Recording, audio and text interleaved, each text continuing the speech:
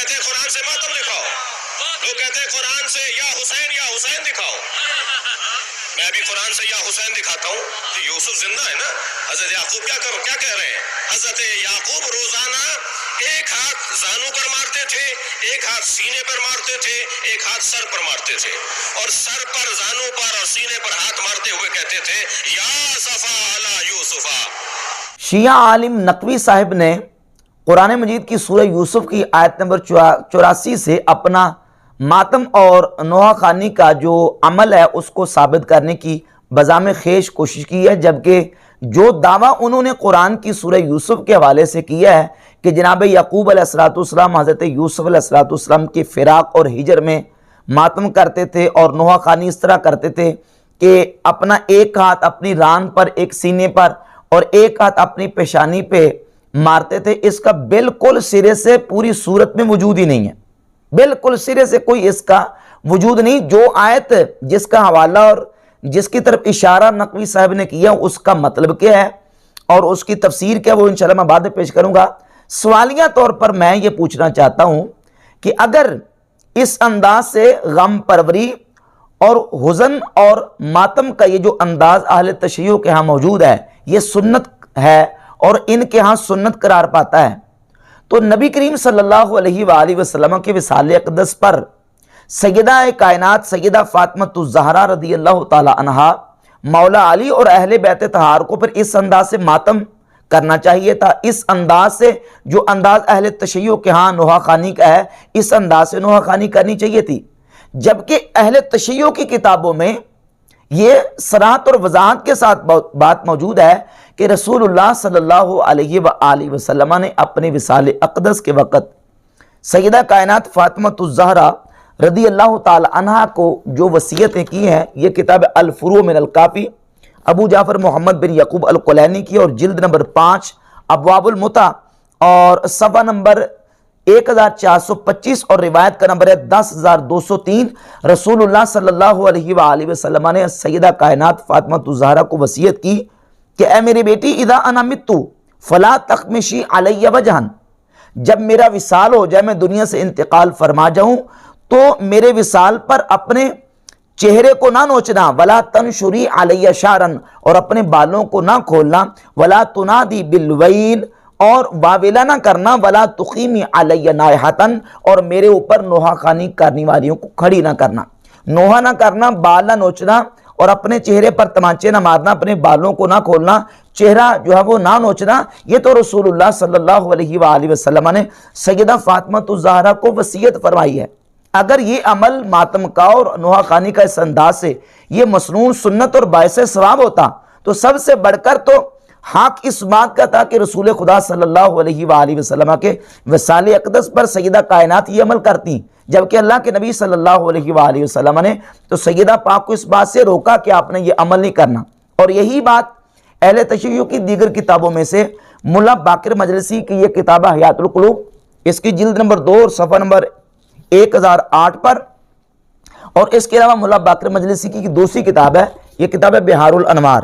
اور اس کی جلد نمبر 82 اور اس کا صفحہ نمبر 76، یہی بات سیدہ کائنات رضی اللہ تعالی عنہا کو وصیت والی ملا باقر مجلسی نے بہار الانوار کی جلد نمبر 82 صفحہ نمبر 76 پر بیان کی۔ اور اس کے بعد مولا علی موسیٰ شیر خدا کرم اللہ تعالی وجہ الکریم کا خطبہ موجود ہے، یہ خطبہ ہے نہج البلاغہ، خطبہ نمبر 232 اور اس کا صفحہ نمبر ہے 648۔ مولا علی رسول خدا صلی اللہ علیہ وآلہ وسلم کے وصال اقدس پر کیا کہتے ہیں؟ اگر اس انداز سے ماتم اور حزن انگیزی کا یہ طریقہ سنت ہوتا، مسنون ہوتا، باعث ثواب ہوتا، تو مولا علی زیادہ حق رکھتے تھے کہ اللہ کے رسول علیہ السلام کے وصال اقدس پر وہ یہ سارے جو ہے نا وہ حزن کے انداز اختیار کرتے، لیکن نبی کریم علیہ السلام کے وصال اقدس پر حضور کے جست اطہر کے سامنے کھڑے ہو کر مولا علی کہتے ہیں لولا انکا امرت بالصبر ونہیت عن الجزع لانفضنا علیک ماء الشؤون، یا رسول اللہ اگر آپ نے صبر کا حکم نہ دیا ہوتا اور جزع فضا سے منع نہ کیا ہوتا، آپ نے چونکہ جزع فضا سے منع کیا، اگر آپ نے منع نہ کیا ہوتا تو میں اپنی آنکھوں کے اندر جتنا آنسو کا ذخیرہ ہے میں اللہ کے رسول علیہ السلام کے وصال پر بہا دیتا، لیکن میں ایسا نہیں کروں گا کیونکہ آپ نے اس سے منع کیا ہے۔ تو مولا علی تو خود کہہ رہے ہیں کہ حضور نے اس سے منع کیا ہے، سیدہ فاطمہ تو زہرا کو نبی کریم علیہ الصلوۃ والسلام نے ان کاموں سے منع کیا، اور مولا حسین رضی اللہ تعالیٰ عنہ نے میدان کربلا میں اپنی ہمشیرہ سیدہ زینب رضی اللہ تعالیٰ عنہ کو وصیت فرمائی، اور یہ وصیت اہل تشیع کی موت پر کتابوں میں سے یہ کتاب ہے علامہ طبرسی شیعہ کے، ان کی کتاب ہے اعلام الورا بے اعلام الہدا، اور اس کتاب کے صفحہ نمبر 244 پر یہ روایت موجود ہے، اور یہ ملا باقر مجلسی کی کتاب ہے جلاء العیون کے صفحہ نمبر 653 پر، اور یہ ان کے شیخ مفید ہے، ان کی کتاب ہے الارشاد، اس کے صفحہ نمبر 337 پر یہ روایت موجود ہے کہ سیدنا امام حسین رضی اللہ تعالیٰ عنہ نے میدان کربلا میں اپنی ہمشیرہ کو یہ وصیت کی کہ اے میری ہمشیرہ، میرے وصال پر تم نے بے صبری نہیں کرنی، لا تشقی علیہ جیبن، اپنے گریبان کو نہ پھاڑنا، ولا تخمشی علیہ وجہن، اور میری شہادت پر اپنے چہرے کو نہ نوچنا، ماتم نہ کرنا، ولا تدعی علیہ بالویل، اور میری شہادت پر واویلا نہ کرنا، اور جب میں جب وہ شہید ہو جاؤں تو اس طرح بے صبری کا کوئی کام تم نے نہیں کرنا۔ یہ امام حسین رضی اللہ تعالیٰ عنہ نے وصیت فرمائی۔ اگر یہ عمل سنت باعث ثواب اور باعث اجر ہوتا تو اللہ کے رسول صلی اللہ علیہ وآلہ وسلم اسے کیوں روکتے؟ مولا علی اس پر کیوں یہ بات کرتے کہ حضور اپنے جزا فضا سے نہ روکا ہوتا تو میں بے صبری کرتا اور میں جزا فضا کرتا؟ امام حسین کیوں روکتے؟ اور باقاعدہ اہل تشیع کی موت پر کتابوں میں روایات موجود ہیں کہ اللہ کے رسول صلی اللہ علیہ وآلہ وسلم نے نوحہ خوانی کرنے سے اور اس طرح بے صبری اور واویلا کرنے سے منع کیا، اور وہ روایات جو اہل تشیع اور اہل سنت کی دونوں کی موت پر کتابوں میں موجود ہیں۔ مثال کے طور پر ایک روایت میں آپ کے سامنے پیش کرتا ہوں جو کہ اہل سنت کے ہاں یہ صحیح مسلم ہے، صحیح مسلم کی 2107 نمبر حدیث ہے، اور اہل تشیع کے ہاں جو کتابیں پائی جاتی ہیں ان میں سے یہ کتاب ہے شیخ صدوق کی الخصال، اور کتاب الخصال کے صفحہ نمبر 250 پر، اور اس کے علاوہ تفسیر قمی ہے، تفسیر قمی کی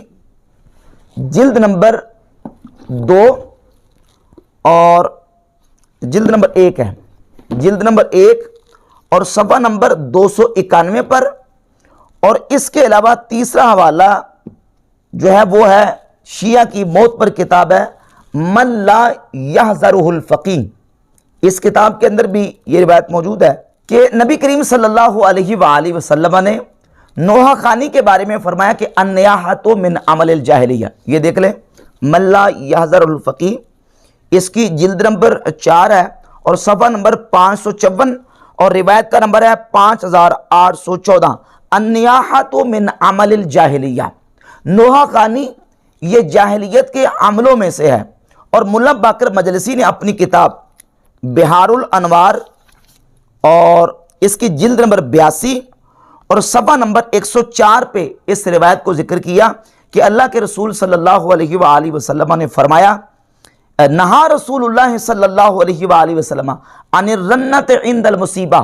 مصیبت کے وقت چیخو پکار کرنے سے اللہ کے رسول صلی اللہ علیہ وآلہ وسلم نے منع کیا۔ وَنَهَا عَنِ النِّيَاحَةِ، نبی کریم علیہ الصلوۃ والسلام نے نوحہ خوانی سے منع کیا۔ وَالْإِسْتِمَاعِ إِلَيْهَا، اور نوحہ خوانی سننے سے بھی اللہ کے رسول علیہ الصلوۃ والسلام نے منع کیا۔ وَنَهَا عَنْ تَصْفِيقِ الْوَجْهِ، اور اپنے چہرے پر تماچے مارنے سے، اپنے چہرے کو پیٹنے سے نبی علیہ الصلوۃ والسلام نے منع کیا۔ یہ روایت باقاعدہ ملا باقر مجلسی نے اپنی کتاب بہار الانوار کی جلد نمبر 82 میں نقل کی، اور من لا یحذرہ الفقیہ کی جلد نمبر 4 صفحہ نمبر 449 پہ 4987 نمبر روایت ہے۔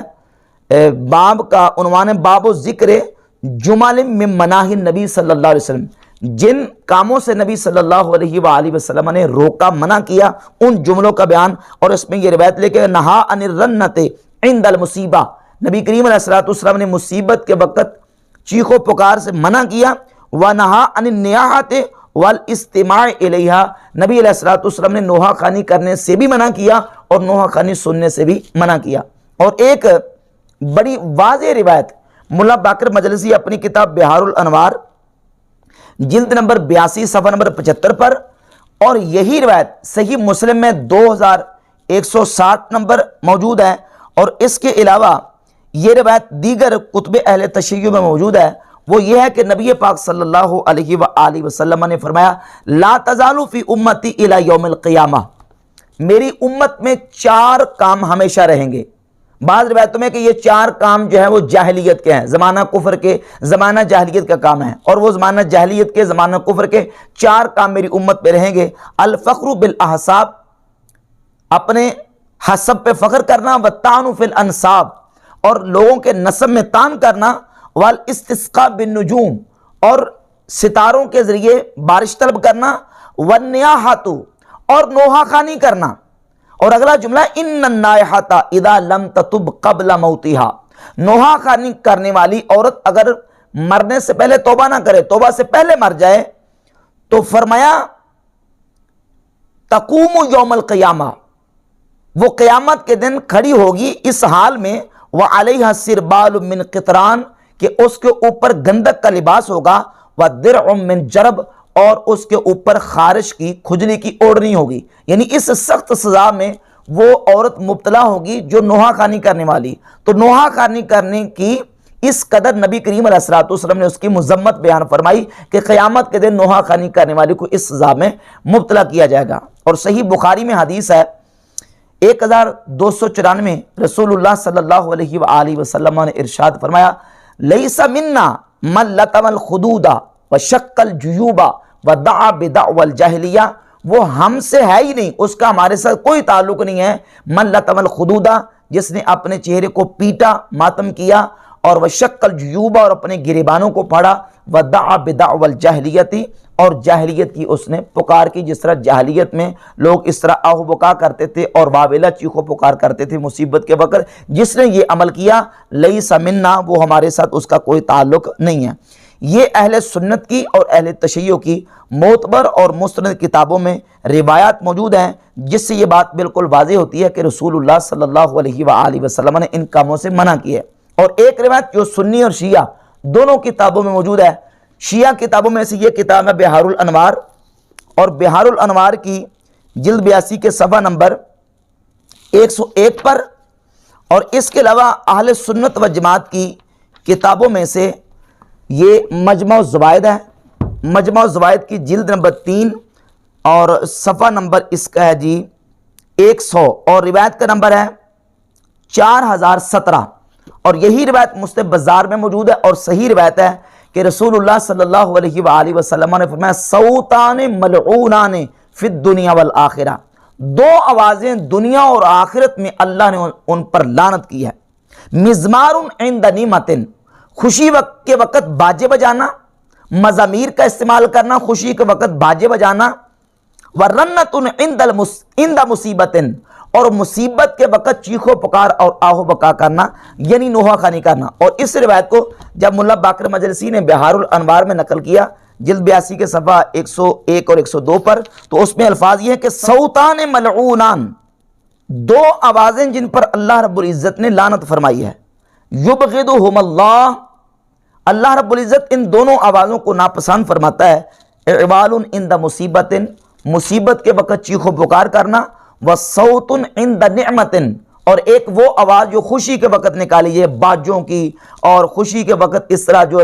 مزامیر کی اور غنا کی آوازیں، یعنی النوح والغنا، یعنی نوحہ خوانی اور غنا۔ خود مولا باقر مجلسی نے صفحہ 102 پہ لکھ دیا کہ مراد اس سے نوحہ خوانی اور غنا ہے یا مزامیر ہے۔ تو ان دونوں پر آوازوں پر اللہ رب العزت جل شانہ نے لعنت فرمائی ہے، اور اللہ تعالیٰ ان دونوں آوازوں کو ناپسند کرتا ہے۔ اب ہمارا سوال یہ ہے کہ ان تمام روایات اور احادیث کے مطابق جو کہ سنی شیعہ دونوں کتابوں میں موجود ہیں، اب نقوی صاحب کیا کہیں گے کہ یہ جو ہے نا، یہ عمل سنت اور ثواب ہے نعوذ باللہ، جس پر اللہ کے رسول صلی اللہ علیہ وآلہ وسلم لعنت فرمائیں، اور وہ لعنت سنی شیعہ دونوں کتابوں میں وہ روایت لعنت کی موجود ہیں۔ اب نقوی صاحب یہ ثابت کر رہے ہیں کہ یہ عمل کرنا، ماتم کرنا اور چہرے پہ پیٹنا اور سینے پہ پیٹنا اور سینہ کو بھی کرنا اور ران کو بھی کرنا، یہ نعوذ باللہ تعالیٰ جو ہے وہ انبیاء علیہ السلام کی سنت ہے۔ جہاں تک قرآن مجید کی سورہ یوسف کی آیت نمبر 84 کا تعلق ہے، اس سے تو باقاعدہ اہل سنت کا طریقہ ثابت ہوتا ہے، کہ اہل سنت کے ہاں کوئی غم آ جائے، حزن آ جائے تو اس غم کو، غم موجود کو معدوم کرنے کا حکم ہے۔ جناب سیدنا یعقوب علیہ السلام کو جو حضرت یوسف علیہ السلام کے فراق کا غم آیا تو اس میں جناب یعقوب علیہ السلام نے کوئی بے صبری کا مظاہرہ نہیں کیا، بلکہ اسی آیت میں آگے کلمات موجود ہیں، فَهُوَ قَظِيمٌ، وہ پی جانے والے تھے۔ کس چیز کو پی جانے والے تھے؟ جس غم کی وجہ سے جناب یعقوب علیہ السلام کی جو آنکھیں سفید ہو گئی ہیں وہ اس غم کو پی جانے والے تھے۔ اس کا آگے تفسیر کرتے ہوئے علامہ طبرسی شیعہ عالم نے باقاعدہ کیا ہے، قزیم علی الحزن، یعنی جناب یعقوب علیہ السلام اپنا غم پی جانے والے تھے۔ انہوں نے غم جو ہے اس کو ابھارا نہیں ہے، غم پر بے صبری کا مظاہرہ نہیں کیا، چیخو پکار یا باویلا یا آہو بکا نہیں کی، بلکہ جناب یعقوب علیہ السلام اپنے غم کو پی گئے اور انہوں نے اپنے غم کو جو نا وہ مٹانے کی کوشش کی۔ اور